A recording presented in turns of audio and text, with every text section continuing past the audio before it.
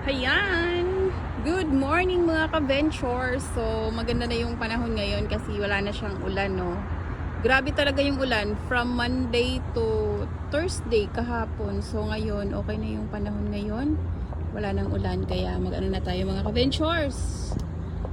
Back to routine. So, morning, mag-ano tayo. Walking lang naman, di jogging, no? Kasi, pwede din naman jogging, kaya lang maalog-alog yung cellphone. Nagvi-video kasi ako. Kaya walking lang tayo, 'di ba? Simpleng lang, walk. Simpleng walk lang. Kasi malamig na dito mga ka-ventures. Labasan na ng mga winter clothes. Ayan. So naka-winter clothes ako ngayon. Hindi naman masyadong makapal kasi kaya pa naman yung lamig, no? So, ayan, walking lang tayo dito sa seaside. Ayan. Ayan, as usual. Dito yung walking, natin. Walking area every morning. O, diba? Bago tayo sumabak sa trabaho. Ayan. So, wala pa masyadong matao ngayon. Siguro yung iba umuwi na. Ako kararating ko lang. O, diba? Lang tayo dito, mga 30 minutes lang. Kasi ang oras na din magbe-breakfast pa tayo, tapos maliligo pa, prepare pa sa cell, tapos work na, 'di ba? Sagitan lang.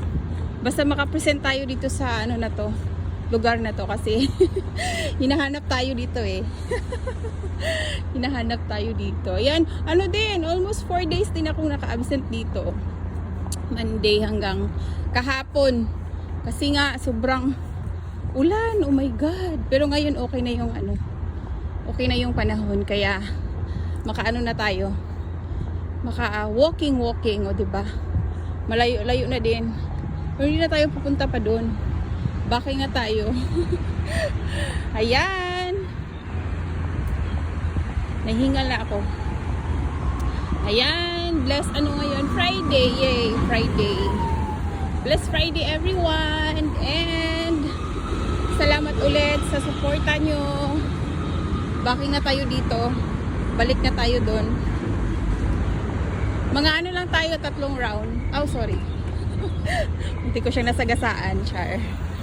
Ayan, dito na tayo. Balik na tayo. Tapos doon. Ayan, di ba? Ganda dito. Sarap ng hangin.